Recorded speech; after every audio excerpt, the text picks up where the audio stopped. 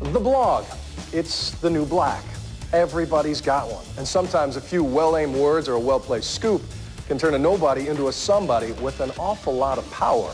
Jake Tapper talked to some self-made blogebrities. Hey everybody, it's Perez. Hey, what's up everybody? It's Perez. It wouldn't surprise you that people write nasty notes about celebrities on their blogs, crudely doodling on their pictures, but you might find it hard to believe that anyone could make a good living doing that. I have a little secret to share with you all. Meet Mario Lavandera, better known by his blogger name Perez Hilton. Blogging has propelled him to his own celebrity, or blogebrity. I started PerezHilton.com just for fun, as a hobby. I never thought anyone other than just my friends would be reading it. Perez's snarky, amusing, cruel, and dishy website gets upwards of 6 million hits a day, ranging from the people who read Us Weekly to those who write for it to those who appear in it, making him feared in Hollywood. I'm dangerous because I have no censor button and I speak the truth. And people are afraid of the truth. In virtually every field, from the military to politics to finance to technology to pornography, blogebrities are rising in influence, bypassing the normal rules and answering only to themselves. Luke Ford writes about the adult entertainment industry for porn fans and stars alike.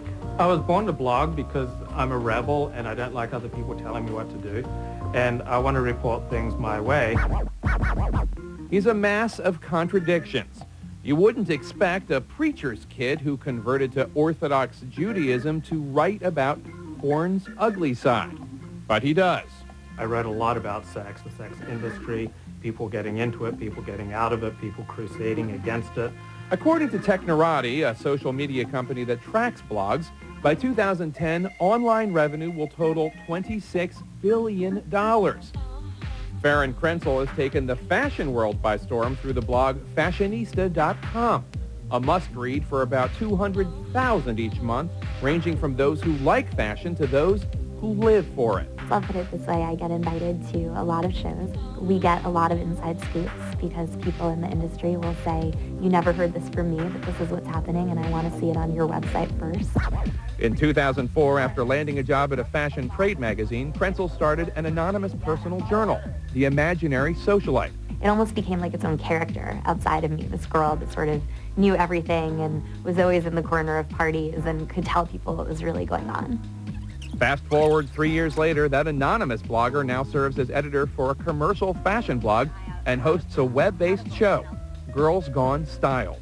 There's still a stereotype that bloggers started their own sites, that they're all self-made, the way that Perez Hilton is, that we sit in Starbucks in our pajamas and, you know, we write on our computer for 8 hours, and that's sort of not true. Actually, in many cases, it is true.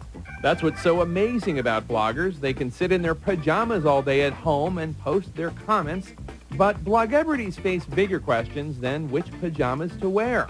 There's little accountability when they post false information. Almost all the criticisms of blogs are accurate, but just because a medium has flaws, that's just one side of the story. Perez has been sued by photographic agencies for using their pictures without permission.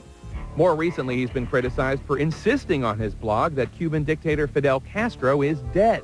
I know for a fact that he is dead. I can't reveal my sources, but my sources are impeccable. But perhaps a bigger risk for blogebrities may be what happens when their outlaw voices are appropriated by the very industries they cover. Ford says that's not his style. I'm willing to burn any source, willing to break any story, no matter how unpopular it makes me. But Perez loves the world he covers, and he's now part of it. I'm not just talking about things, but I'm going to them. I'm in the middle of things. I'm at the premieres, at the parties. I know these people. Perez Hilton has assailed celebrities for making bigoted remarks, but you will not find any criticism on his website of Paris Hilton, despite her past use of racist slurs. Perez and Paris are friends. We're here to interview Mandy. Perez will soon have his own VH1 TV show, What Perez Says, as well as a spot on MTV's Celebrity Rappers and a book deal. I never thought that loser from that blog would get his own TV show. I never thought that loser from that blog would be doing half the things I'm doing. I faked it till I made it. It's awesome. It's the American dream. Not bad for someone who started out at a coffee house in, perhaps, his pajamas. From birth Come on, push, baby.